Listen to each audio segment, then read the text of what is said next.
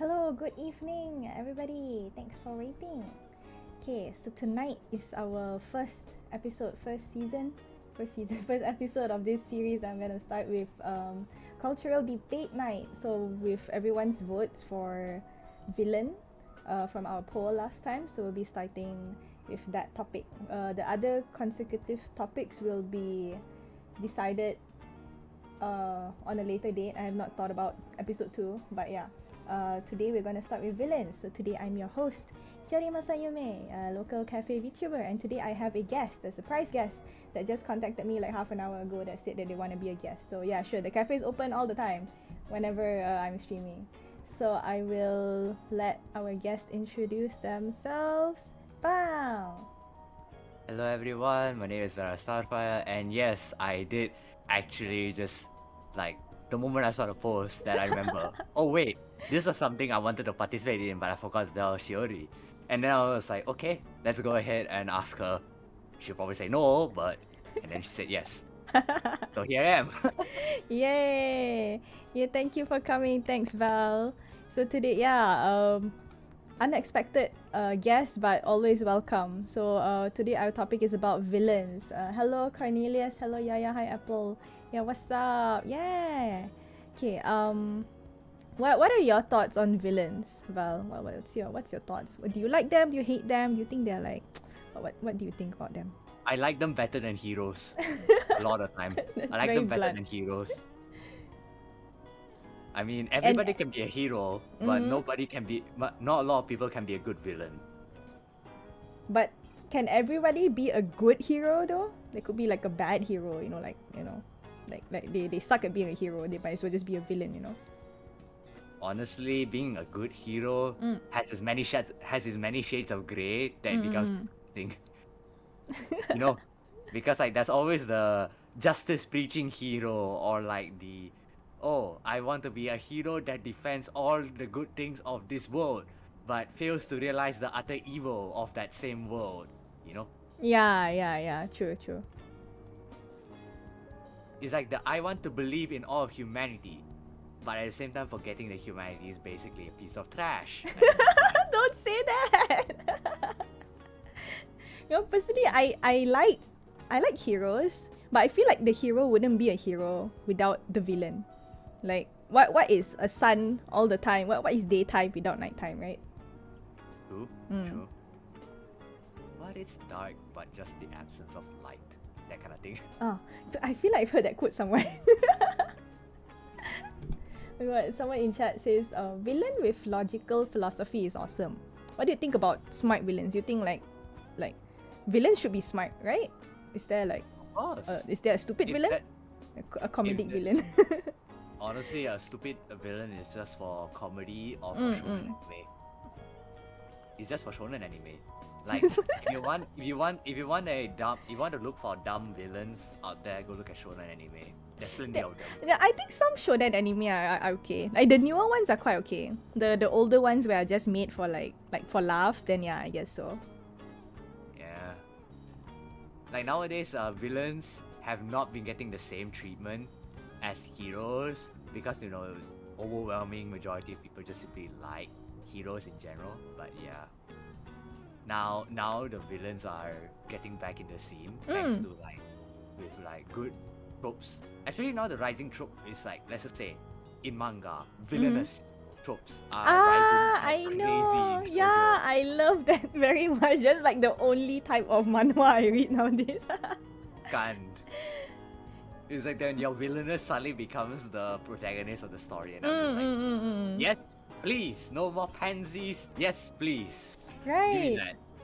It's like, I've heard this from someone before that people like villains a bit more nowadays, like in the current era. Let's say like into the what year is it now? 2022. It's because that people are getting more like they realize that they need to love themselves more. So villains are like selfish, right? That's their main trait. They are selfish. They do things for their own good. So like people realize that, I feel like I should love myself more and I should be like a villain. That kind of, I mean, not exactly be a villain, but you know the same sentiment. Instead of being like selfless all the time, instead of like, oh, this person wants a seat, okay, fine, I'll give them a seat. But like, no, I'm tired too, I want to sit. You know, that kind of that mindset. I mean, like people are starting to be a bit more selfish with the things that they need, so they feel like they empathize villains to that aspect. What Like, do you not think? just that. Mm. Like, not just that. When you're a villain, let's say, especially like a villainess in a shoujo manga, you literally can say being robbed in front of your face.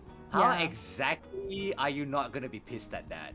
Like, it's like just it's basically okay. Like, if you want to put it in a weird way, or like put it in another term, it's also like low-key NTR kind of thing.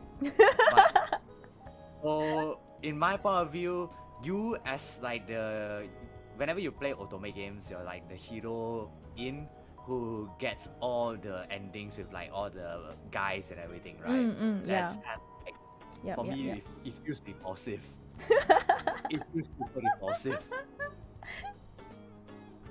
Because they're basically stealing a bunch of people from a bunch of other people. You think about it. Yeah. So then, like, If you if decide you to put harm yourself it, in the villainous shoes, right? It's like, you're taking my man away.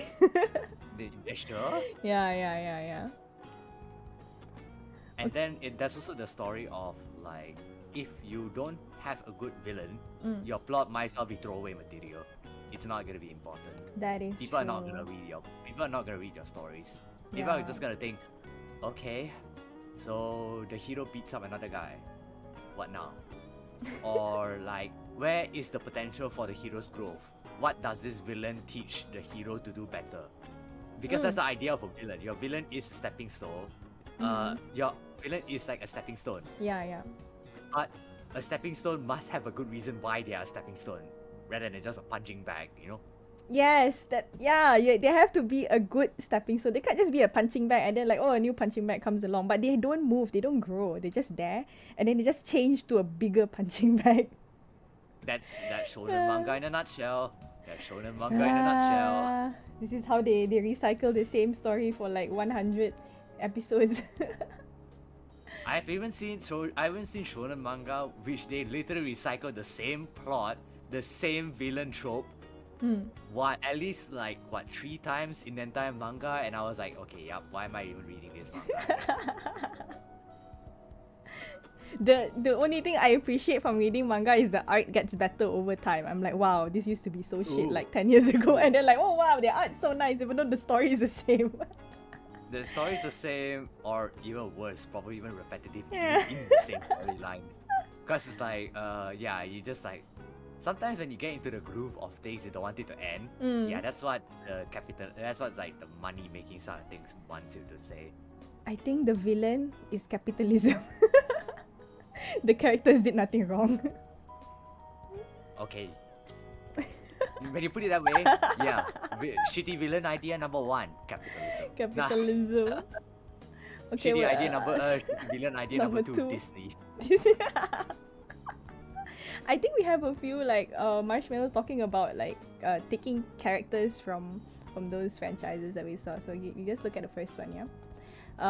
Thanks for this submission. I think that villains are an important trope in a story because it gets the audience interested to keep going with the story they are consuming. If the consumers are reading or watching a story that's only based solely on the hero, over time it gets bland and uninteresting.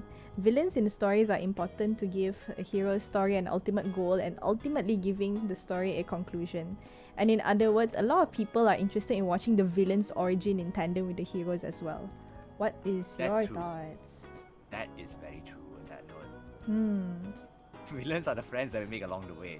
That's actually true, because the thing is, villains can be converted into precious comrades if the hero knows what he's doing, and the author also knows what they're doing with their writing and whatnot. They can be wonderful friends. They like, if anything, most villains also start off as a rival to the main hero, and you know, like all rivals, they're supposed to encourage growth. They're not supposed to parade on how strong the hero is supposed to be. They're supposed to parade on how the hero is weak. at first, and then by overcoming this villain or rival, you become stronger. Yeah, That's good. that's Good true. story writing. Yeah, that's true. That's true. In my opinion, the villain comes in first before the hero. If a hero comes first, then they won't have any ultimate goal. Yes. So Very like the author would introduce the villain and their plot, and then the hero would come in and like, I need to stop this, that kind of thing. Yep. It's not some throwaway isekai plot where one random bandit is just decide to rob a princess or something, and that's what you call a villain. Nah, that's a punching bag. Anyways, yeah. You know, speaking of isekai, right? Okay, let's say like a regular person, you know, they get hits. They got hit by a truck, right? The truck kun hits them, and then they go to an alternate universe. So is the truck the villain, or is the villain from the other universe the villain? Like, do you what do you think? Honestly, Like, I think Chakun's also a low-key villain, albeit a very shitty villain, because it's like bringing a bunch of people with apparently yabe thoughts into another world. I don't know how to say it any better, but yeah. I mean, there's all kinds of isekai right now, but most of them, like the general trope is that they have to pass away in the original world, and then only they go to the alternate world. And in the alternate world, like they think that they are a hero because they're like, oh, I'm reincarnated. So isekai is like being reincarnated, right? What if they were the villain? Like they brought their random ideas and thoughts into that world of usually it's taken place in like mid-century kind of like not yet developed technology world, right? So like, what if they're the villains that are like, you know, taking the merchants' money who are like trying to make a living, and then they're like, oh, I thought an idea, we can make cars, you know, that kind of thing, right? I don't think there's ever such thing like a beneficial villain in that note, or something that does like such a vigilante kind of style. I don't think there's actually a manga like that yet. The closest I've seen is like what? Overlord? And Overlord is kind of like you play, rather, the guy gets isekai. Except not by Chakun. He's just the natural villain that literally shows up, you know? Yeah, I mean, he's a big boss of a guild, so it's not really like villain, but they all think that he is like, you know, the big villain there. Dude, what you said just now is basically you. Yeah, I know. That's what I mentioned. Toma mentioned about colonizer in a nutshell. So I think that isekai was inspired by colonizer. Not wrong, actually, not wrong. Right? About it. Right? Isekai is a villain genre. Okay. Honestly though, there are some good isekai out there. You just need to have good villains attached to it. Good story writing to make sure that the villain actually proves to be a hurdle for the main protagonist to succeed, basically. Yeah. If the main protagonist overcomes this hurdle, then yeah, the main protagonist will learn something. He'll be a lot stronger by the time for the next encounter, basically. And it just makes for an overall better storyline, let's just put it that way. Okay, so just now we talked about isekai, but what if we talk about this marshmallow that talks about the shonen manga that you so dislike about? Okay, so someone submitted a marshmallow that mentions about these shonen characters. Villains are the most badass people ever. Sure, heroes can be cool, especially after they win the fight with the villain. But the reason why the hero can look so cool is because the badassery of the villains. Yeah, Madara from Naruto, Doflamingo from One Piece are like top villain characters. They're mentioning action genre villains because they feel like it's a villain characters that can shine the most. So what do you think about action shonen genre? I would say action shonen genres actually are the opposite. I have the opposite view because like they may be able to shine the most, but they also could be a scenario where the villain could just be another Goku person who can, you know, basically the actual competition is who can scream the loudest. So yeah. So technically speaking, some protagonists, some villains can be really good for the storyline. Like in your case, maybe you say Madara or Del Flamingo are really good. But if you want actual villains, there's actually quite a lot of them that are really, really well played that don't have to be from action-only genres. Like, for example, a villain from, let's say, Star Wars, okay? Just like example. Not exactly action-oriented hero. Action-oriented villain. Palpatine. He doesn't have to be overly flashy or have extreme amount of skill or power. He just needs to outplay literally everybody with his brain. And that's how he took control of a giant state from a democracy turned into an empire. You know, that's something you cannot easily do. Yeah, so it's more like a brain, kind of like psychological, kind of strong villain. Like they are very strong in the sense of in their brains instead of like physically they are strong when doing something. Like instead of like commanding like a troop of like 10,000 soldiers, then they're like, oh, I have like really smart thinking of how to overthrow the hero in some way.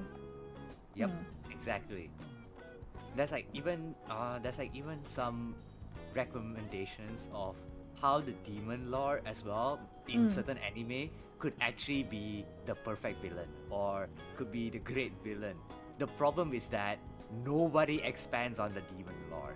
Yeah, they just say it's like, oh, it's a great evil, but nobody knows what is the great evil doing. Like, for all I can tell, the 99% of isekai genre anime or manga we have seen is just like, oh, this guy gets sent to another world. This guy is being told, hey, I need to kill the demon lord. And we're like, okay, let's go kill the demon lord. Except instead of finding the actual demon lords and then killing it, you actually just go ahead and do some random things, random quests, and somehow develop a harem along the way. And you're like, what happened to killing the demon lord? Why are you guys like sitting around? The demon lord is a sub quest, you know, actually. It actually feels like the demon lord is a sub quest. I bet you the demon lord is just sitting down in the castle and be like, I'm waiting, human. I'm waiting. Okay, so other someone in the comment, Makairan mentioned, reminds me of Light. So if you know Light Yagami from Death Note. Yeah. Yeah, so they're what are they? Are they anti-hero? Are they villain? I feel like they're villain. They're more of an anti-hero? They're doing things. Anti-hero. Yeah, they for me, it becomes an for anti-hero. the good. He started as that. Yeah. He started as an anti-hero. Because like his ideas and technically he envisioned himself to be a hero because he's killing all those bad people. Yeah, right? bad people. But it becomes muddled after that. In that case, he becomes an anti-hero and slowly turns to be a villain the moment L shows up. Yeah. Like And how do you obviously- justify killing?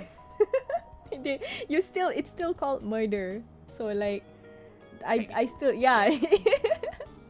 but people still like Light, you know. They still root for him in that way. Why do you think people root for him? There are people who are like, oh, I like Light and I like L, but they're like two separate sides of the same coin, you know. Think of it as this way. L is the actual hero of the Death Note story when you think about it. But he is not the contemporary hero. He is not a hero who thinks in black and white. He is the hero who thinks in many shades of grey. Nobody really likes a hero in many shades of grey. Or like nobody likes to think that people with a ton of shades of grey attached to them is not exactly a hero. Because like, you know, there's only one good and one evil. But in real world, there's no such thing as a black and white good and evil sort of thing. In the case of Light, it's a bit more straightforward because some people can still support him because if you remove all his muddled intentions or like, you know, the fact that he's still basically killing every single criminal that goes to jail, that can be seen as a good thing. Kinda. It depends on who you're asking, I think. Yeah, exactly. Do you So some believe people can that? root for him. Yeah, that like do you believe that like those villains, bad guys that you see on TV or whatever, you know, those like murderers and all that. Do you think that they deserve to, you know, die in such a way, you know, die because of a Death Note, or like do you still think that they deserve redemption?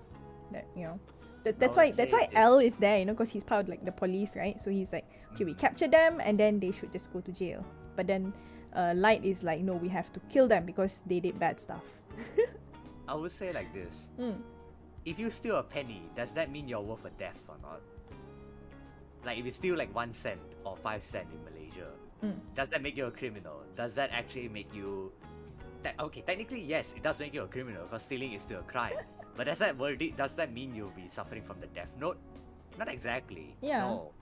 Probably just send you to do some community service worth for 5 cents.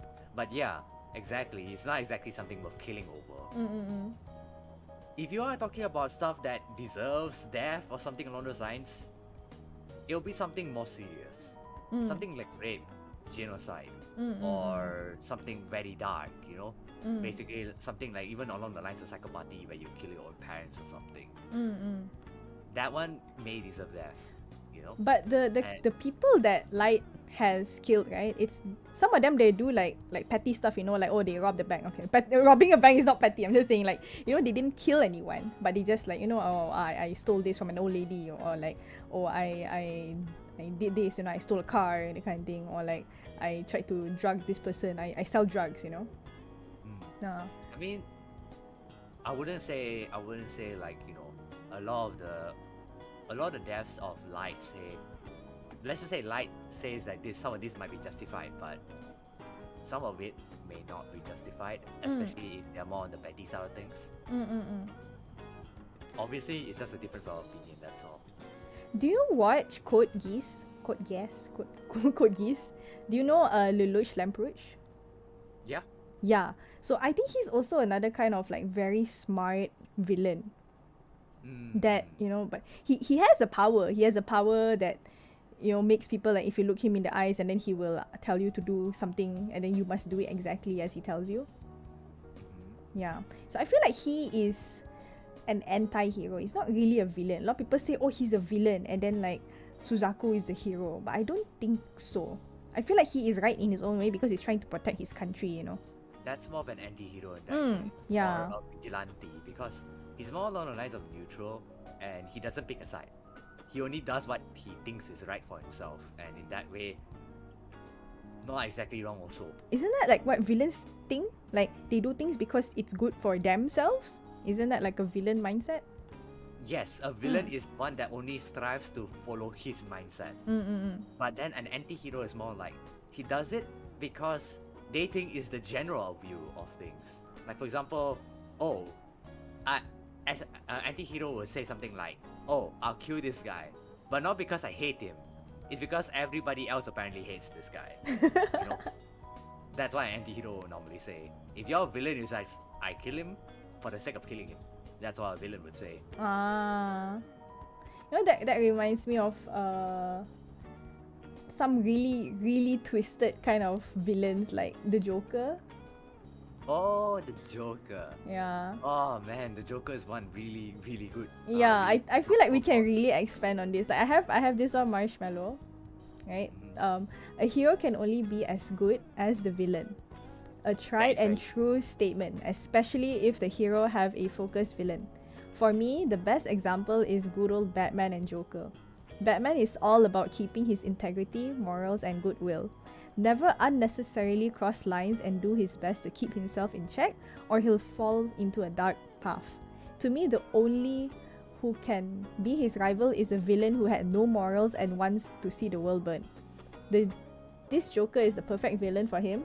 There are other examples I can think of like Belmonts and Dracula, Yu Murakami and Adachi Toru, and so much more. But to me, as long as the villain is someone who challenges the hero, well written, they're perfect. Of course, there are tragic villains, but there's a whole different kind of worms that you can't type. Okay, thank you for this really great submission. Yes, this is actually a very good submission. Yeah. Because you're completely correct. Like, it's funny because there's so many examples of good villains in the DC universe, and also very shitty villains in the DC universe. Like, you want a very bad villain example in DC universe? Simple. Just look at every other villain in DC universe. Or like if you want to even go even further, just look at Superman. Superman is turning into a villain right now. Because why? Because his wife died. Boo hoo, love of your life died. And so it's apparently now villain back, yeah. the villain era, villain backstory gonna be from there. Yeah, DC universe is dark, admittedly, yes, but a lot of the villains there are not that great. They're not like dedicated to whatever they do like the Joker is. Like the Joker wants to see the world burn, and rather not the world burn. Joker just wants to see the entire world laugh in his cruel and maniacal way possible. I think it's tied to his nihilism, like the way that he doesn't care about being alive, he doesn't care about other people being alive. So he's like, his principle is just to see like, okay, whatever happens, I just don't want to see this world being as is anymore. Everyone needs to go, needs to burn. Someone mentioned villains who does things he sees as for greater good, and power-hungry villains are interesting to dissect. Power-hungry villains. There's actually quite a number of power-hungry villains that are really good. That's a lot. That's a lot. And then they say those who does things for the greater good. Those are more or less perceived as an anti-hero rather than an actual villain when you think about it. Villain who does things... What kind of villain does things for the greater good? Yeah. That sounds like a hero. Unless... That's kind of like a hero then when you put it that way. He's just a tragic... That's a tragic villain. That's a tragic villain. Tragic villain. Yeah, because like a tragic villain is something along the lines of you do something, the villain does something, but instead of benefiting themselves, it benefits them as a whole. Like for example, a demon lord will be a demon lord if it means uniting the entire world and making it ironically peaceful. Like, you know, unite all the humans, and the humans will have one goal and one goal only. No infighting within themselves, no racism. They will unite as one to defeat the demon lord. In that way, the demon lord becomes a tragic hero in that sense. Isn't that their line? Like, you either die a hero or live long enough to become the villain. Is it? I think it went some along that line. Yes, because the thing is, even for heroes, let's say, heroes can become the unintentional villain because they become too powerful for like the state's being. Like for example, suddenly the state cannot control you. Then what exactly can you be? If not a tool, then you have to be expelled. You have to be killed or something. That's how usually the unexplained ending for a lot of isekai should go. Oh, so they just leave it like hanging, and then you're like, oh, you don't know what happens afterwards. A lot of the isekai endings are like what? The guy just has a harem, lives or has hundreds of girls or something along those lines, and just goes to a random place in the middle of nowhere, sits there for God knows how long, does God knows what, and yeah, that's it.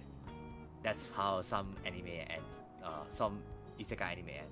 But if you were to put like real world standards into this sort of thing, then yeah, they're gonna have a lot of differences. You're gonna have like people who have power complexes suddenly rise up to become the demon lord the moment they get betrayed, or you know, they become greedy with the fact that, you know, they are the hero, they are the person that saved the quote unquote world. So they become power hungry, so they want more stuff and then they become the villain?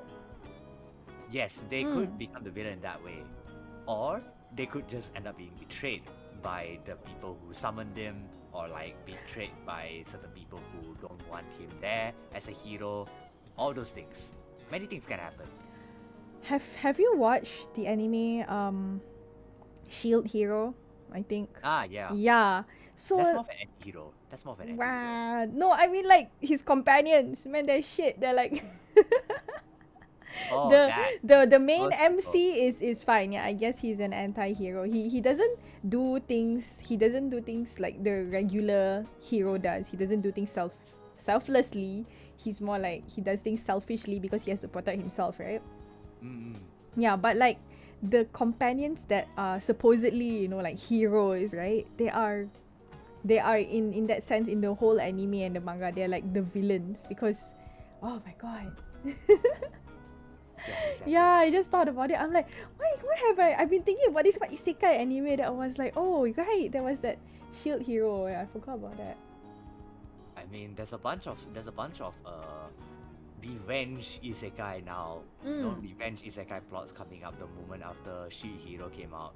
And to be fair, they make quite good villains in the revenge plot, because the revenge will become the sole reason why the protagonist moves forward or becomes overpowered in isekai terms, really.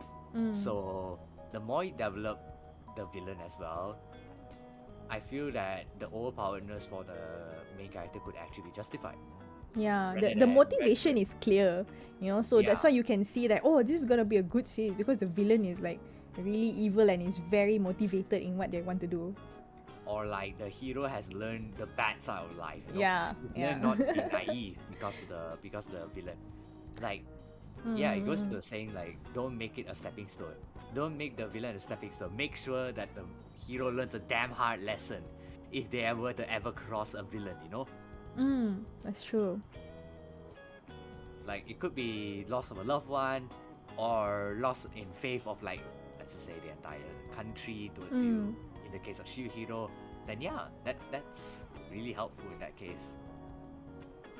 Okay. Have you watched Shang-Chi? The Marvel movie?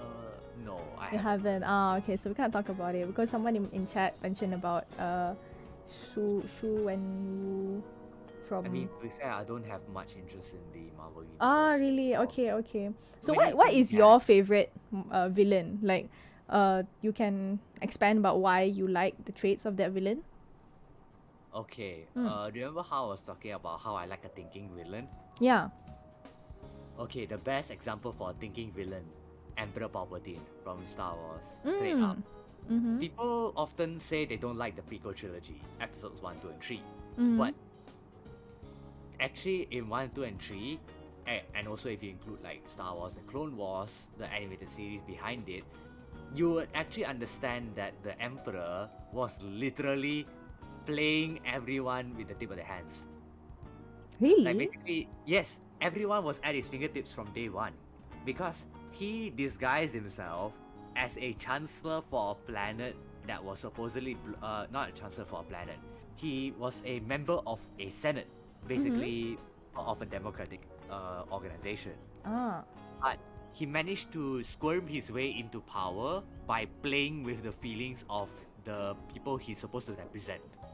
That's one. Emotional damage. Kinda. Then the number 2 is that he literally outplayed all the good guys. He outplayed all the good guys into thinking, oh, they're fighting an evil that must be stopped at all costs. And then they basically wage a bloody war. But behind the scenes, he doesn't need to win. Like, the man doesn't need to. No side needs to win. Palpatine doesn't need both the Republic or the Separatists to win. They don't need it. But yeah. And because of that, anything in the war is basically a means for him to gain more power. So he gains military power, he gains more allies. So his basically- motivation is power hungry. He just wants to get more powerful.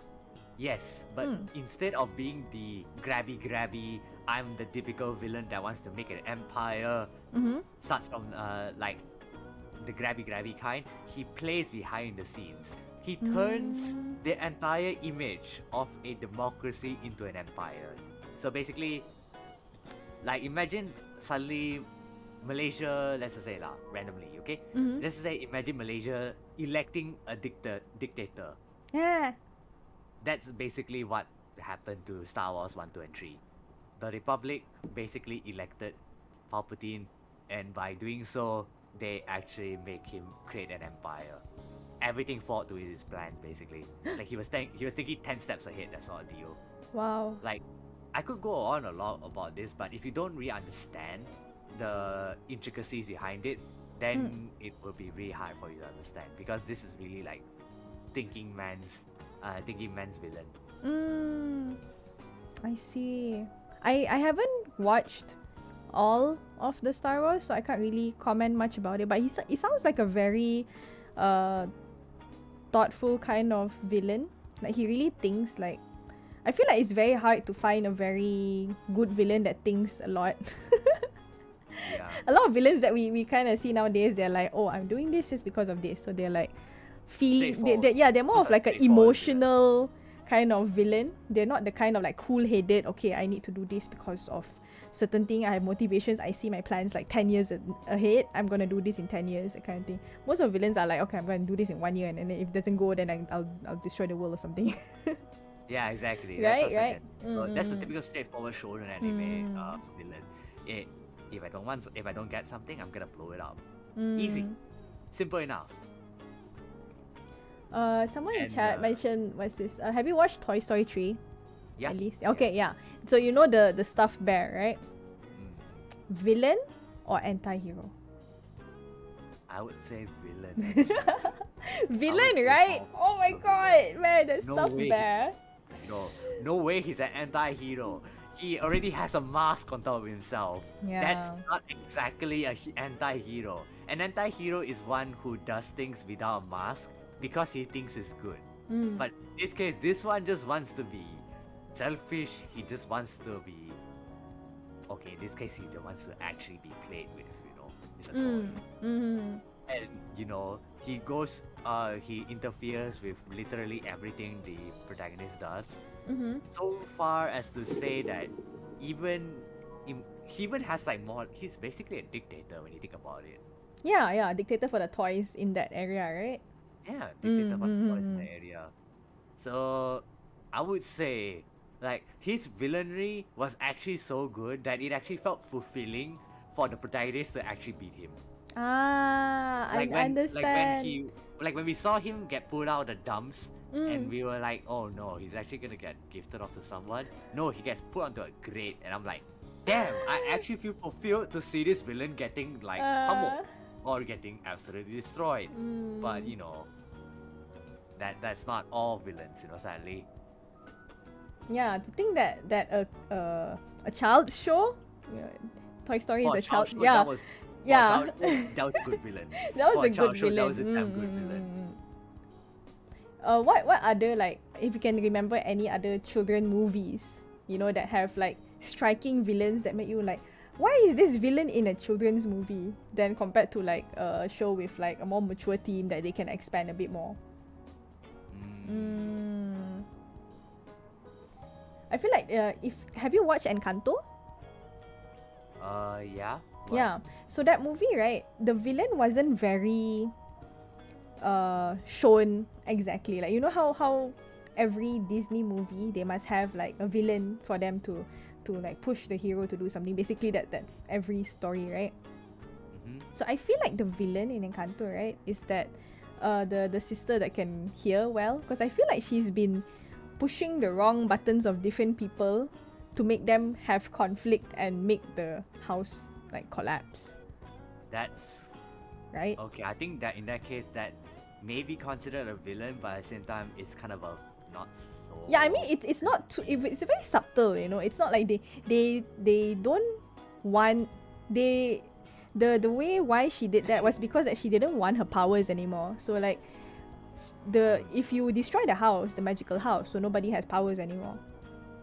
Yeah. Right? Yeah, so that's her motivation. When you put it that way, she's not a villain. She's a nuisance. She's an annoyance. She's not okay, unfortunately that's what I like. That's what I don't like about Disney movies nowadays. The villains nowadays, all the modern villains, are not actually villains. They're annoyances. They're nuisances. People can literally push them away if they wanted to. That's not a villain. A villain is supposed to be a wall. You're supposed to climb over. Not some random branch you push away or something when you're walking. Like, for example, if you want a decently made villain, the villain from A Princess and the Frog. That guy. Oh my god. He's a good villain. Yeah, I really like that guy. I do not remember his name. But he was a damn good villain with the way how he played out. Yeah. He was scheming, conniving. He was straight up betray you at a moment's notice because, hey, you didn't specify what exactly you wanted. So that was technically on you. Yeah. I I wish that they, I don't know. Yeah. I wish that they brought more like intelligent villains into the newer stories. I know. There's Because, not many memorable, like I remember like the older ones, but they seem more like comedy kind of villains. I mean, back then it was just okay. Ironically, older Disney movies have very shitty heroes. Sorry, very shitty. Actually, both. Actually, the Very villains. shitty heroes and very shitty Yeah, heroes. and the heroes and Because the the villains. thing is because the idea of those shows is for the girl to be saved by a man. Yeah. But you know that on its own right is a very shitty trope. So yeah, that's kind of like the early Disney. So it was not that great. So do you Like- think that the current Disney is better? No, it's No? also equally shit. Okay. I mean, come on. Like, if you want a good villain, you have to do better than, oh, I'm gonna be a villain because I'm gonna be power grabby and stuff. Not gonna lie, as much as I don't like the actual movie itself, Frozen 1 had very decent villains. They had decent villains. Because the actual... Basically, the man was a thinking villain and he literally betrayed the girl at a moment's notice because, you know...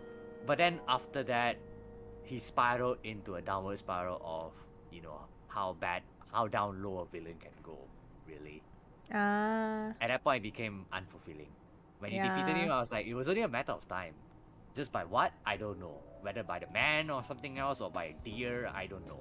You know, that's the thing. That's like the unfortunate thing about Disney. Yeah, they don't really show like I think we explained earlier in the segment that the authors just think of the villain as like a punching bag and then just like, okay, move on to the next one. Yeah, so he started out as good, you know. I didn't expect that guy to be the villain. He was really nice at first, and then I thought they were gonna charming. Yeah, I thought they were good. He They even had a manipulated song. Yeah, they even had a song. They even like manipulated everything for that to work out well. And because it worked out so well, I actually thought, hey, this guy might actually be a decent villain altogether. Until it wasn't. And then it became obviously clear that his intentions were literally leaking out the room. Yeah. If you want to be a good villain, if you want to be a good thinking villain, don't let it leak. Don't let it leak. Don't even give a single hint to the public that you're actually leaking it out. Or if you want to give them hints, make sure they have to piece together the hints together. Don't give them one hint and they'll be like, oh, he's the villain. Or oh, this guy's somebody we need to take down. That's not exactly a hint. That's telling you the people, hey, I'm a villain. Go get me. That sort of thing. Speaking of like villains that give out hints, have you watched the Batman, the latest one, the 2022 one? Nah, I You don't. haven't? Oh, you don't watch superhero movies, okay? So Because in general, just Ah. similar tropes. yeah, Similar no, villains. but I feel like the way how the take on the Riddler this time was really good. I mean, like Really? it's cliche, yeah, sure, it's a cliche show, but the way how he portrayed his insanity and you know, I feel like when the Batman is involved, the villains around the Batman can be very interesting because of his morals. Because the Batman himself, he's like, he's conflicting. He has a lot of conflicted emotions in himself. That he has his morals that he won't kill people. You know, he's like when we mentioned earlier, Light Yagami, that he will kill people, like no matter you evil, okay, you will die by my hand in the Death Note, right? But for the Batman, he won't kill ever. Like that's his code, that he won't kill. But the way how the villains in the Batman, the ones that are around him, like usually, they try to push his button so much that they want to see him kill. They want to see this hero broken in a way. So like, I feel like that's their main motivation. So like, what do you think of villains that their sole purpose is just to break the hero? Like, is that worth mentioning as a proper villain, or is that like it's just When you another think about punching bag? When you think about it, Mm. it is 50% a punching bag, Uh. but at the same time, I like where this is going. Ah. The hero broken, the hero broken can Yeah. become a seriously good villain. So Huh. technically, the villains are playing a gamble.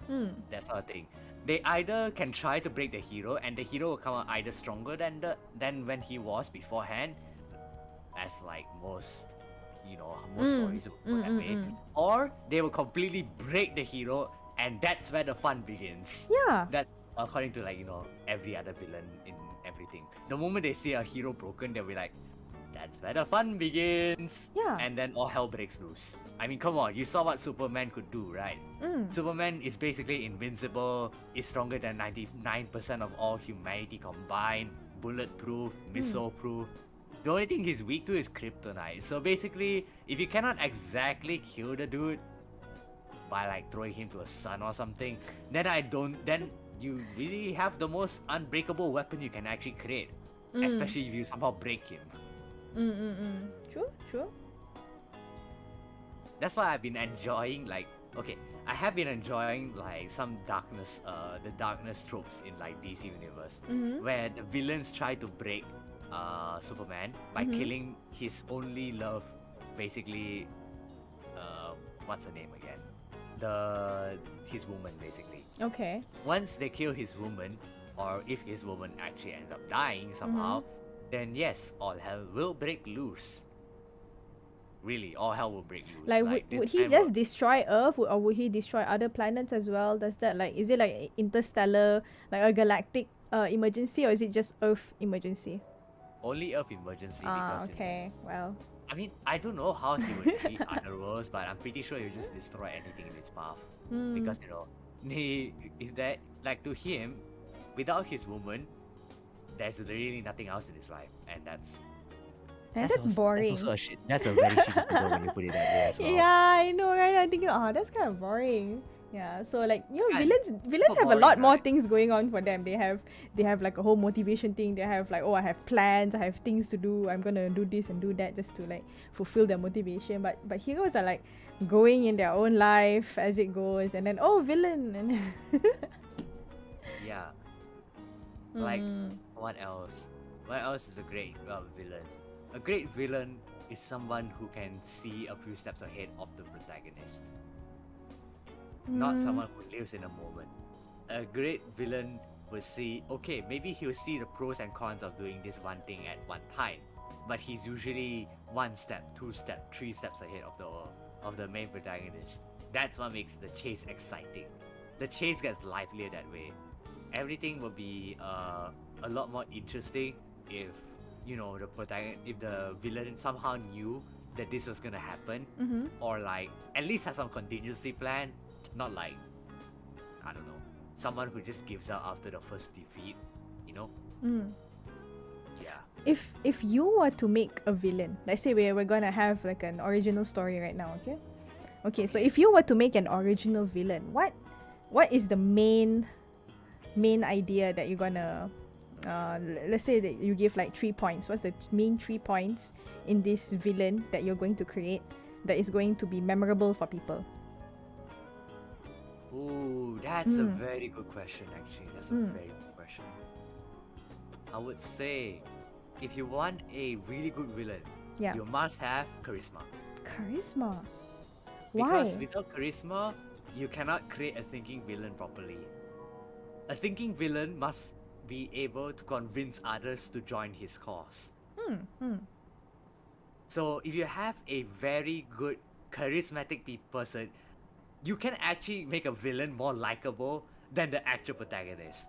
And that will actually mean that, okay, in your story, the villain is loved by everybody. But that kind of also makes you want to root for the main protagonist as well, because the protagonist is seen as hated, but he is the protagonist. Why is he hated so much? Why is this villain getting loved so much? And then the process of reverse thinking, the reverse not reverse engineering. What was that term again? Reverse? There was like some sort of reverse thinking behind it, where you want this, because remember how you mentioned how you want to root for villains because they're always pushed aside, they're always sidelined, they're always like treated as like the punching bag, right? It makes you want to root for them to overcome this hero. So the audience would be more empathic towards the villain. Yes.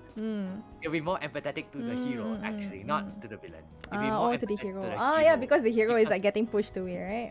Okay. Yes. Without Okay. pushing him into a corner and making him like a tragic hero or some sort of deal, it still encourages the entire, like, most of the viewer base at least, who can like see beyond the surface level, to be more empathetic towards the hero, to be more empathetic towards like why, oh, this guy knows what he's doing, oh no, this guy knows the true evil of this world, and then roots for them, you know? Rooting for a hero who knows the true evil. That's a good sentence. So the first like- one is charisma. So you have charisma Yes.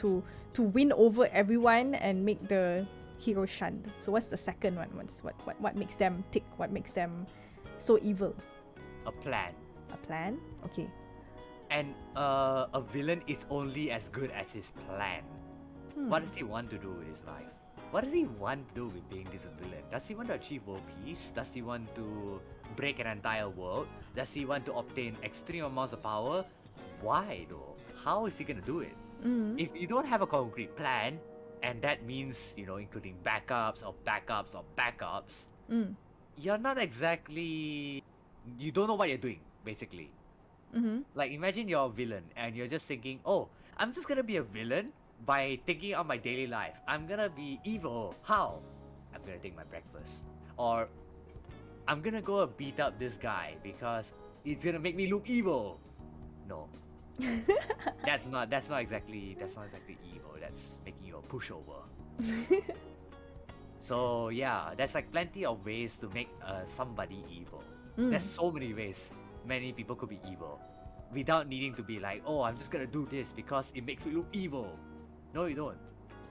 You can shun as many, you can like push around so many people, but if you're just pushing people around and not really doing anything else other than pushing people around, you're a literal pushover. You have to do something evil. You have to have a plan. You have to know what evil deeds you can do one after the other, and it will build up. Like a demon lord doesn't become a demon lord just by inheriting the title. He probably killed the previous demon lord, defeated some demon henchman, or just says, hey, I win them over by charisma, saying, hey, you should betray this dude. This dude is not helping the demon kind. You know, like that. So that's both the plan and the charisma going in together. Yes, that's just one example, of course. Cool. Is there any like additional third info that you want to create your villain, like other than charisma and a plan? A good hero. A good hero, really? After all this time, we've been talking about the ways how to create a good villain. We need a good hero. Why? A villain. If a hero is a pushover himself, then the villain not exactly would be a good villain in that case. So they have to have like an equal standing, right? They both have to be like, okay, maybe one has to be equal they have to be on equal footing. Or if you want, you can make the villain be of higher footing than the human, or like the hero that you want to support. Because obviously, hero needs to grow. And for every time the hero grows, the villain must grow alongside with him as well. Or if you want to use it as a stepping stone, he dies. But you have to find another villain that properly fits in that role. Which is why I struggle to think that shonen anime have good storylines. Because the thing is, it becomes a power creep. At one point, you're gonna have enough power to destroy an entire planet, as witnessed by Goku. But who exactly is a villain who can kill a planet-cracking human, right? Except another planet-cracking human. The Dragon Balls, when you collect all the power, and you can defeat the big guy. I don't know, man. For all I can tell though, it's just a screaming contest at who could scream the loudest.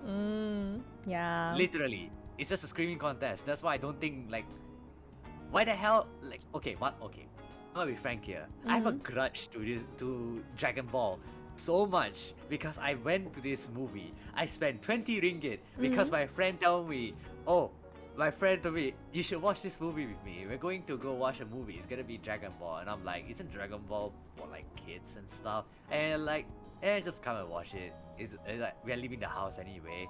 So you might as well go ahead and do something while in a shopping mall. I went there, and for 2.5 hours, it was nothing but screeches. Literally screaming at the mic. Screaming like as if you were gathering power, screaming and detonating a bunch of things, breaking a bunch of mountains, destroying planets, and I'm just like, that was the biggest waste of 20 ringgit of my entire life and the biggest waste of 2 hours of my entire life. I literally told my friend after the movie, pay me back the 20 ringgit that I spent for this movie, because that wasn't worth my time nor my money. Like, good God, it was bad. Good God, the hero was bad, the premise was bad, the villain was bad. I was just like, bruh. Yeah, this reminds me of another anime. Have you watched Kimetsu no Yaiba? Ah. The dragon, Overrated. Demon Slayer. Overrated. Yeah, I mean, like, it's the same when you mentioned about power creep, right? So when I first, actually I'm more of a manga reader than an anime watcher. So I read the manga like quite long time ago. I thought it was gonna be like, you know, a short series. You know, some Jump series will have short. I mean, not as in too short, as in it's gonna end in like 1 year, but it's at least, you know, good length enough for it to last for like a few volumes. But this got really, really long because it got really, really popular. And then I dropped halfway because I noticed that the enemies just get a lot stronger, and I feel like the heroes don't grow as much as proportional to the enemy's strength, you know? It's more like, okay, this one plays into the idea that you want to root for the hero when the hero is much weaker than the villain. But the problem is that when you're doing that, you're creating more and more throwaway villains. Yeah, You're and creating more and more throwaway plot. when the villain is dying only, they show the backstory of the villain, and then you feel sad for the villain. But then the villain's gonna die in one chapter anyway. So you're like, oh, okay, well, it's never mind then. I say, people who voted for Demon Slayer as the best anime of the year, I'm like, is that a freaking joke? Is that a joke? Like, sure, your animations might be pretty, but as far as I can tell, it's a pretty anime, not a good one. If you want a very good anime, 86. 86 is a 86 is very good. Damn good anime, because it's it builds along the lines of the villain. Like the reason why Shin goes out to fight the Legion, the motivations behind it, how absolutely screwed up the Republic is, and then even how absolutely screwed up the people he has to kill, how equally screwed up, because it actually means like the villains could someone you relate to actually, because they're like, the idea behind the villains is that you want to protect them, but due to the fact that you're being corrupted by the Legion, you go to such convoluted methods for that too, you know? That's a good villain. And in a sense, you are achieving your selfish goal, protecting the person you want to protect, albeit in death. Do you think that making a villain relatable is a good thing to add as a characteristic in creating a villain? Yes, because it plays to human evils. Nobody likes a villain who is extravagantly evil to the point where you're just so evil for the sake of being evil. Nobody's evil for the sake of being evil, you know? There's a few, but you know, not many. There's a few in humankind who does that, you know? I kill because I kill, but that's at that point you're a psychopath. If you want an actual villain with good storyline, you cannot have these psychopathic measures. You can have it, but you have to make sure it plays in a way that's relatable to you. Like in the case of, let's say, the new Joker movie. He's a psychopath, sure, but he's psychopathic because literally the entire world is nothing but a joke to him. Because he tries his very best to be happy as a comedian, to enjoy his style as a comedian. But unfortunately, life shits on his face all the time. That's relatable for every human being, even myself. Life just shits on you every single time. And at that point, he cracks. That's how he became the villain. That is good. That is what good villain development looks like. Why the world has broken you, or why have you chosen to become this evil or psychopathic? A good reason behind it. So what makes a People would- good villain is also how the author decides to build the story with the villain. Yes. In kind of aspect as well, a villain is only as good as his hero, and the vice versa is also true.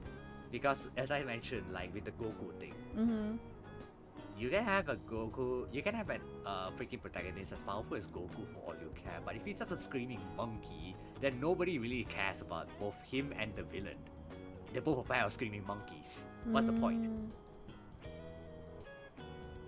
You see what I mean? Yeah, I get you. It's also the same like when you point out Kimetsu no Yaiba, the fact that the heroes don't grow much, that means that there's not much to learn from the villains. There's not much to say that the villains are good. When you think about it that way, a hero grows as much as a villain does, and a hero grows the most by defeating said villain, at their peak, mind you.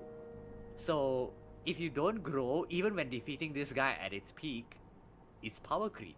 Yeah. He's just saying this guy is just becoming more overpowered, but with no reason to back up why. No reminds me. real morals to back up why. I don't know if you read the latest manga or you watched like the anime, right? It's like, oh my god, oh my god, when you fight. Dropped it after chapter 5. Oh. I dropped it after chapter 5. That's how much I don't like Kimetsu no Yaiba. Yeah, I only followed it because I want to see whether who is at the end who survives.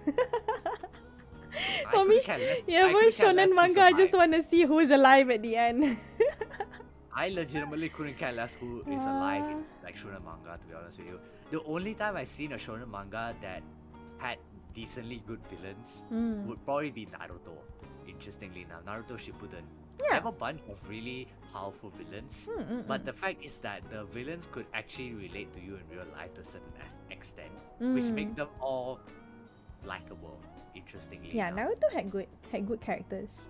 I mean, both the protagonists and the villains, they were quite memorable in a way because, like, you know. Like even Orochimaru wasn't a black and white evil. It was all grey. It was such a grey guy. It was all shades of grey because in the end, it still helped, just not in the way that you expect it to. And after all, Sasuke did make a deal with the demon. He did ask for it. That kind of thing. Yeah. Would that make Sasuke an anti-hero or a villain? Because he started off as a rival, right? So you thought that, oh, this group of kids are gonna like defeat the whatever is out there and be the greatest ninjas, right? But in the like halfway, like he started to branch out and be his own thing. Yeah, just technically, and that's more or less he's becoming more of an anti-hero sort of thing actually. Less of a hero, more of an anti-hero. I tend to like confuse these two a bit because the motivation is quite similar. Motivation can be quite similar, but a villain tends to do things for their own selfish reason rather than doing things for the good of many. Yeah. And selfish reason also a subjective thought when you think about it. Very subjective. Because remember, if it's a selfish whim for a villain to want world peace, does that make him an anti-hero?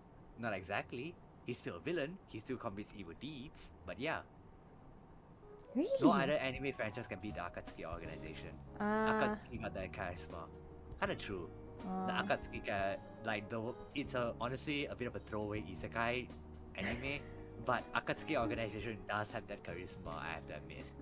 So you did mention that to have to create a good villain, they must have charisma, right? So like exactly. What's the point of a villain if they have no subordinates? They're just one-man organization. That's not really a good villain. Or like a villain who cannot convince his own people. That's hilariously sad. Yeah, that's sad. When you think about it, it's like it's actually more of a tragic villain when you put it that way. Because he can't even convince his own people to follow him. You see what I mean? What makes a tragic villain a tragic villain? What makes them shine? Like why? I know that you've mentioned tragic villain a few times earlier, but can you like explain a bit more? Like why tragic villains are designed to make the viewer or reader feel more empathetic to his situation.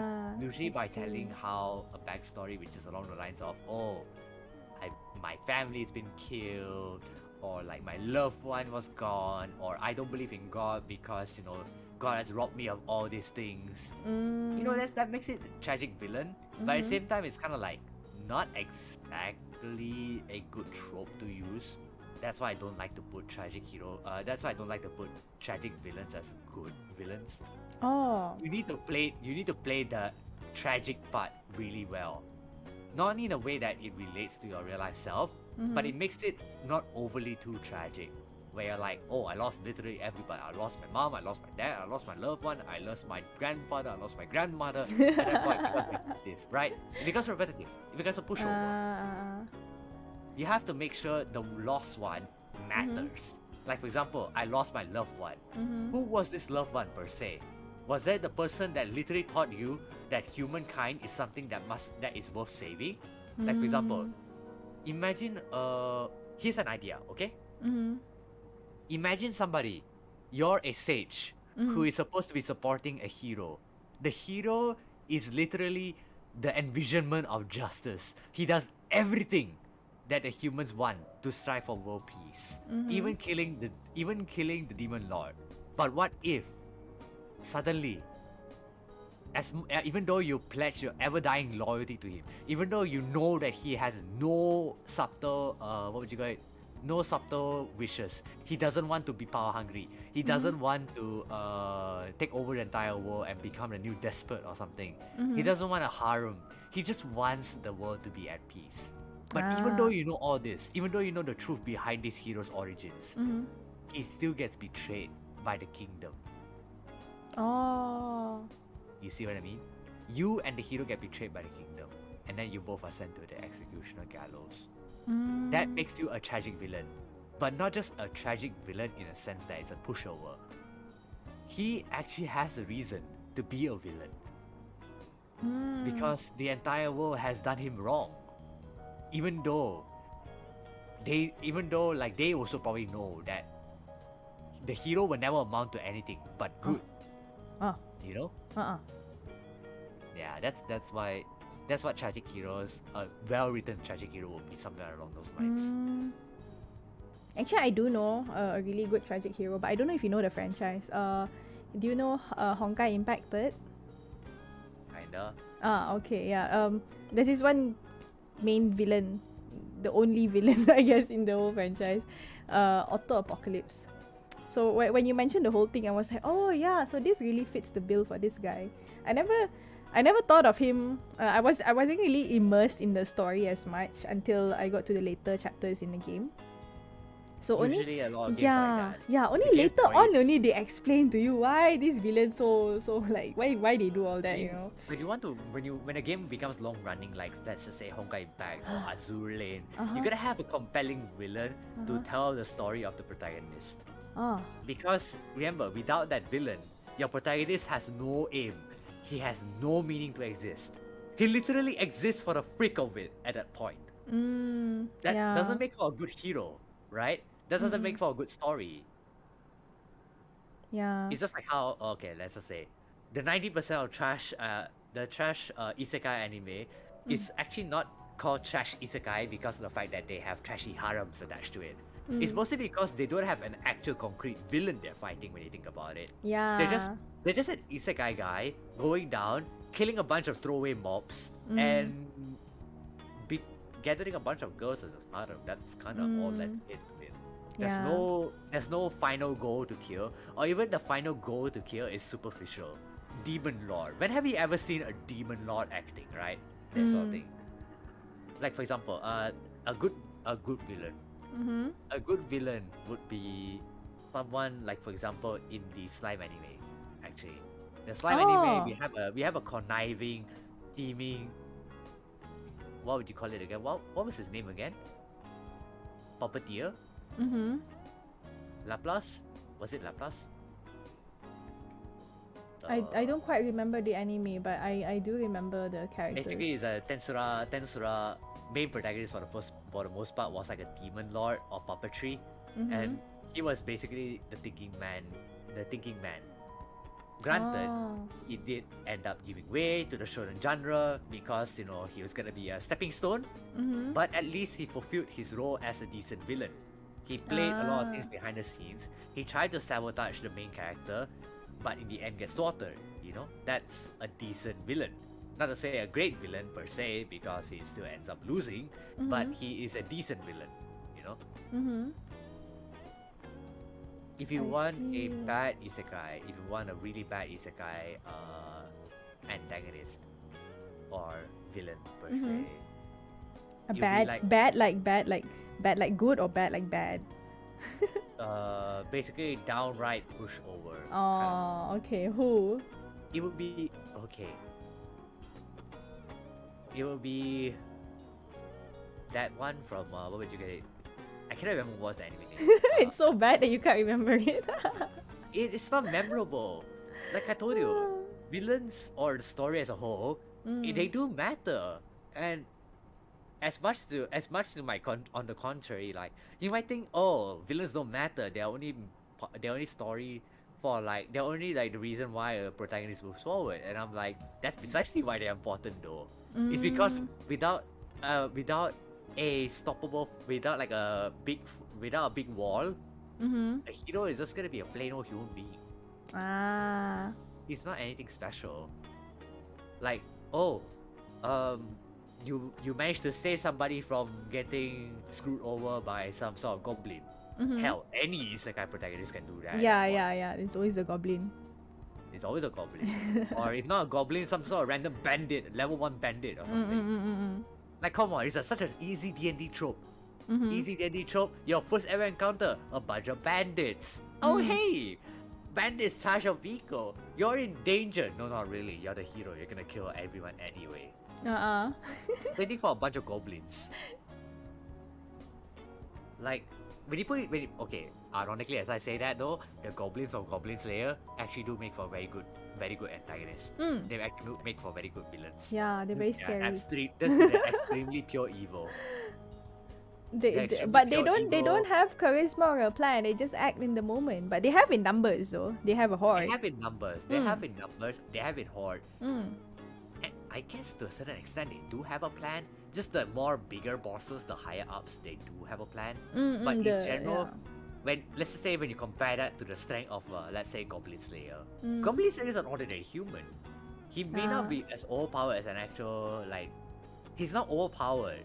He's just Because the crafty. He has a lot of plans. He sets up a lot of traps for them to fall down in and all that. Exactly. And a lot of weapons. And the problem about Goblin Slayer is that he's a Goblin Slayer. He can kill goblins, but that's the only thing he can do. He can only kill goblins. Yeah. He will struggle against literally everything else, and that's completely normal for a human being. That kind of makes the hero, and by definition the entire plot, feel a lot more convincing.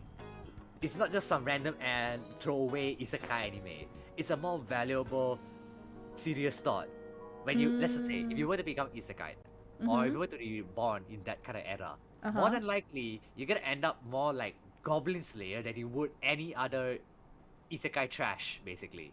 So you're gonna have a massive power difference between monsters and yourself, because you're human, you're weak. But that's the idea.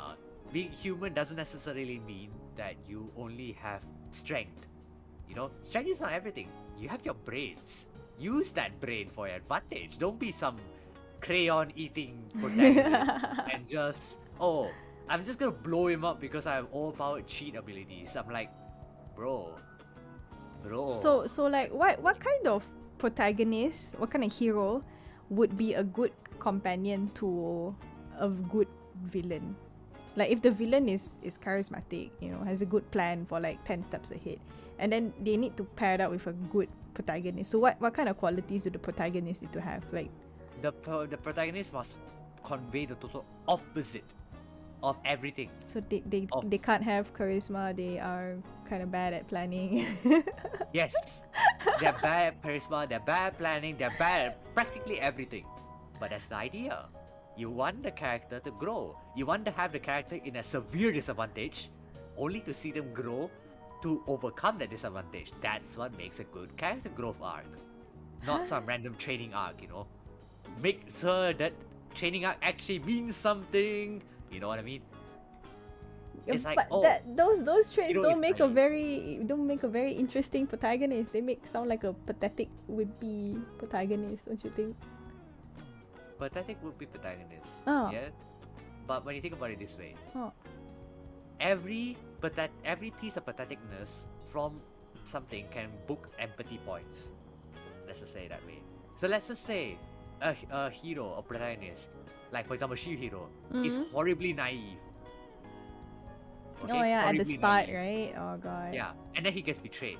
Doesn't that give you free empathy points to him? That you want to root for this guy even more because he was naive? Or rather, you know what they say, so just because they grow doesn't mean they don't relapse from time to time. Like in this case, he relapses into Raptalia. Ah, yeah. He's naive because Raptalia trusts him. Or not to say naive, but he trusts Raptalia as if he were trusting everyone else back when he started out adventuring, you know, the naive style. That's what makes a hero good. A hero doesn't lose himself. A hero grows but doesn't lose himself. A villain grows but loses himself. Eh? That's a difference actually. Ah, I see. Like, it's like I mentioned, a villain that doesn't lose himself is an anti-hero because he still serves a purpose. He still serves a purpose, like for example, doing the greater good, doing something justice, even though technically he's not supposed to be for justice, you know. Yeah. But someone who loses track of that along the way, that is a villain because he loses himself. He loses his initial goal. Like, at that point, you begin to ask, you don't want to root for this guy anymore. You don't want to root for the villain anymore because he's become corrupted. He's evil. He's not He's right. evil. That's not right. You see what I mean? He's a villain. He's supposed to be evil. Yeah.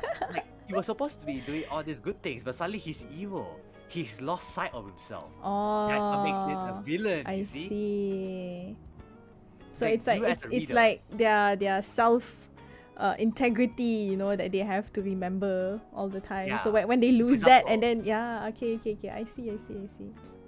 It's even like tied, like let's say tied into, let's say, something like Batman or Batman or something like that. A villain would do at anything it takes to achieve power, even if it means breaking their own principles. But a hero would not sacrifice these principles. That's the difference between a good hero and a good villain. A good hero will practice applying his principles to the best that he can, limit breaking it as much as he can, while a villain will be like, I will do anything it takes to achieve extreme amounts of power. You see? Like, I as a writer, I know how villains work. I know what makes a good villain. I know what makes a compelling story and what makes a throwaway one, to be honest with you. And when I read so many of these manga, nowadays more and more manga are turning to the throwaway trope, and it just becomes disgusting. Huh. Like, I even lost the interest in a lot of like modern Western series, because modern Western series, they also don't provide good, compelling villains anymore. They don't. I Like, see. when- So when- like what is your nowadays the example? media. What is your example actually? I want to ask you now. Me? You asked me for my 3 most biggest traits for a villain, but what about yours? What are your biggest? Even though I do like I like villains. I like a lot of things, but I try to see the positive things out of a lot of things. So my criteria for villains might not be as in depth or as interesting as a lot of people, or as you or as the chat has been saying. For me, I like villains because they're good looking. Wow, the hot villain. What, Yeah. I guess, you know what? Looks, okay, I take that. Looks also play a role into charisma, you know? Gotta have that good looking villain to Yeah, like, purposely rub salt onto the protagonist. Yeah, I don't like if the villain is ugly. Then I'm like, oh man, the villain is ugly. I don't really want to root for the villain. Dude, if the villain was ugly, it's a pushover character. he's gonna die eventually, or like she's gonna get pushed away by the main But character. he has the charisma, you know, even though he's ugly. Let's say he wears like a paper bag, right? But then he has the charisma, he has a voice. Let's say he has a very good voice. Right? But Think about it this way. Think about it this way. Okay, a paper bag can Uh-huh. still a paper bag can exude a lot of charisma. Okay. yeah, it's And still charisma. But for me, I'm the very problem is- superficial. I really like, you know, they have to look good, they have to dress well. You know, then I'm like, wow, this person really knows how to like attract people. You know, the charisma part is That's there. normal. Yeah, That's yeah. normal. Like, I mean, come on. Buta, let's just say you see a villain that looks like a freaking pig, okay? Mm. You see a villain that looks like a pig. Yeah. The only way they uh. can actually boss people around is with their authority. Basically Yeah. throwing their name around like as if it's butter or something. That's not exactly a good villain trope. That's a pushover character when you think about it. Like, oh, I don't have charisma to my side, but I do have authority. So I'm gonna use all my authority by saying, hey, if you don't do this, I will kill you. That's a very shitty villain. That's a very shitty villain when you think about it. Villain simp. Yeah, I don't know. I think throughout the way, maybe I kind of lean towards like tragic kind of villains. I like villains that expand more about their background than their, you know, their motivations. Other than their motivations, yeah, sure, that's their future plans. But I want to know what makes them into that person today.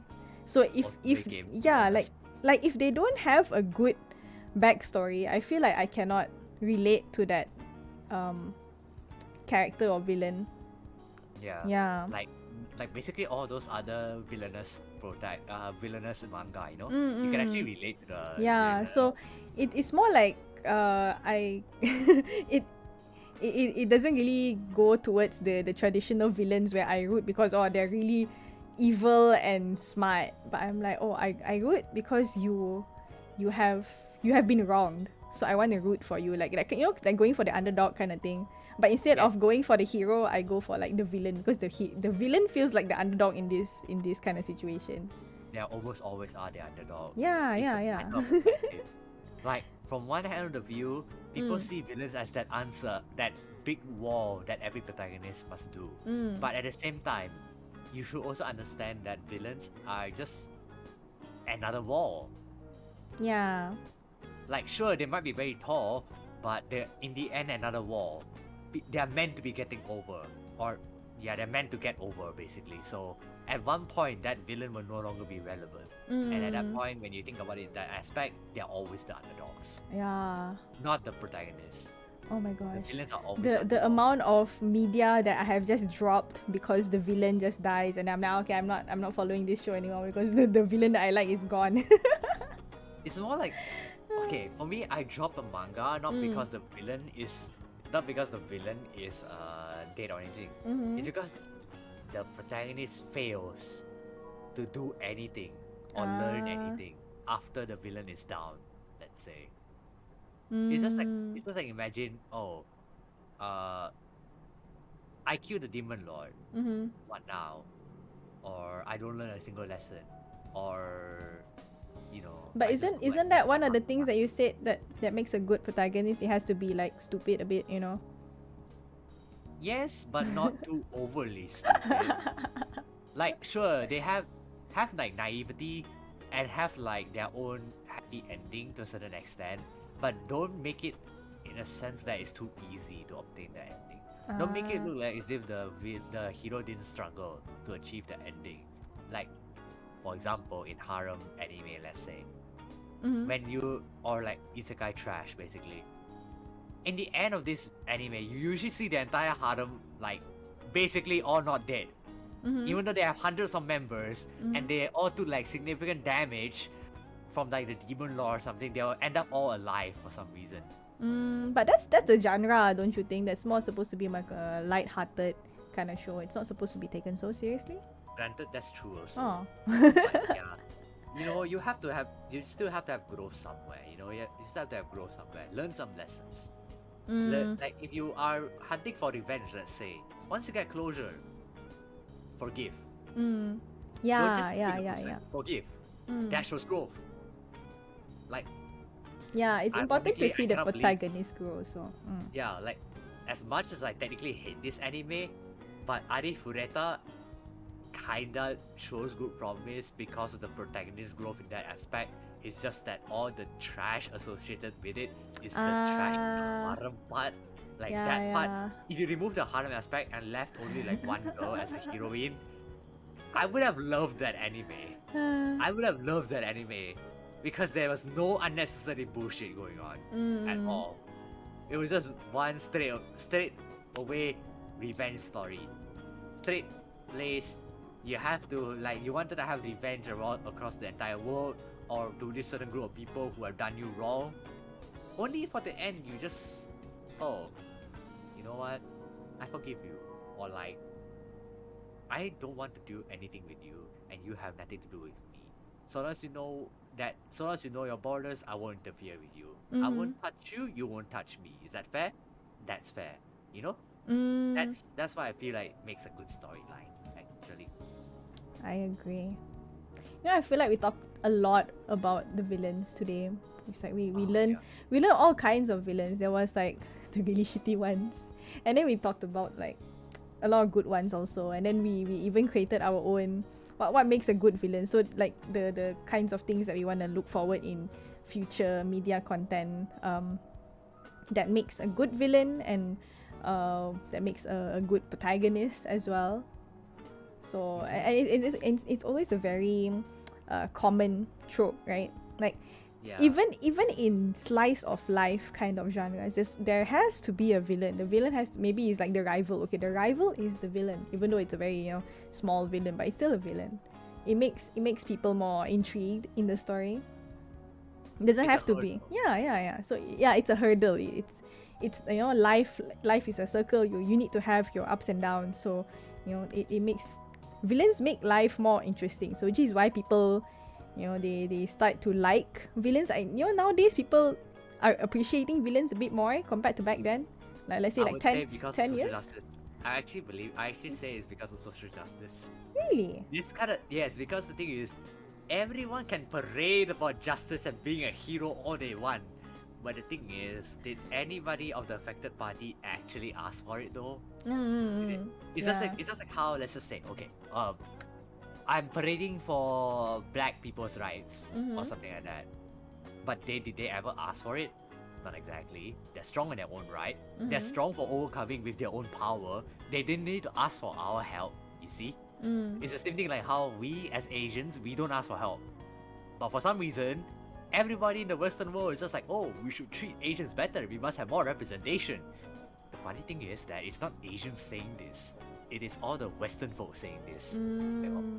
So you think that people are appreciating more villains nowadays because of this kind of mindset?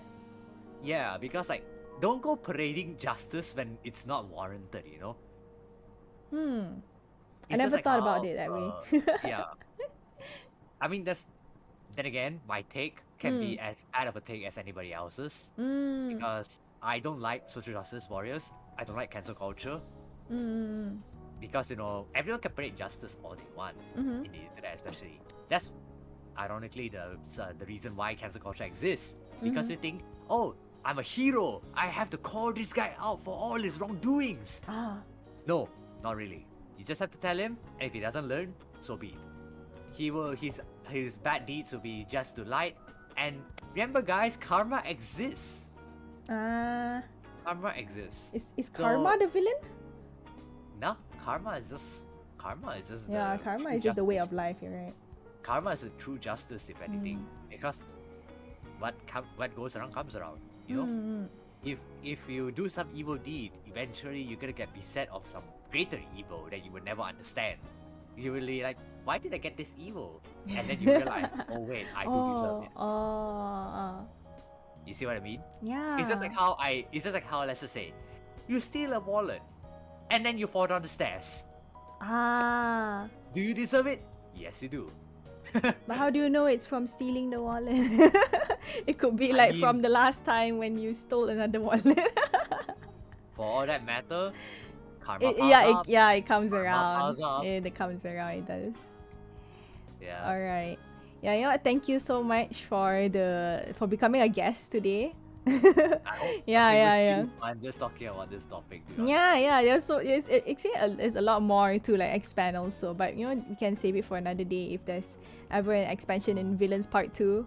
You know, if we ever find any more sub genre subtopics in villains, because we were trying to cover so many things today. We're trying to cover like their personalities. We're going to cover the genre, the here and there. You know, there's a lot of things. But I think we cover a lot of stuff within like what 1 hour, 2 hours, or 1 hour and a half ish. Yeah. 1 hour and a half. Yeah. Yeah, 1 hour and a half. Yeah, I feel like we covered a lot of that.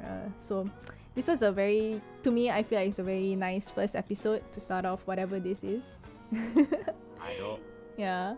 So The VOD will still be up. So yeah, the you VOD gotta go will ahead. hopefully still be up if there's nothing from YouTube that, you know, if there was any sensitive topics that YouTube wanted to like, oh, you can't say this word. I'm like, okay, I'll just, you know, whatever. But those who came over today and heard from start to end, thank you very much. You have heard the raw, full version without anything cut out from YouTube. So thank you very much. And that's all for today's villain episode. You want to say anything, Val? Shout out, anything you want to promote? Generally, I just want to thank you for letting me do this last minute request for you. And yeah, I really want to do more of these. So actually, I don't mind doing this as like an additional guest, like for your future ones, depending on what the topic is. Oh, and one last thing for all you viewers out there: screw heroes. Villains are the true heroes of every storyline. Let's go. Thank you very much. So that was Valera. I will add your socials in my description later because I didn't manage to add it in later. No But worries, yeah. it's all last minute anyways. Yeah, so Val streams on Twitch. I hope you catch them anytime soon. Bye bye. Good night, everybody. I'll see you, mate.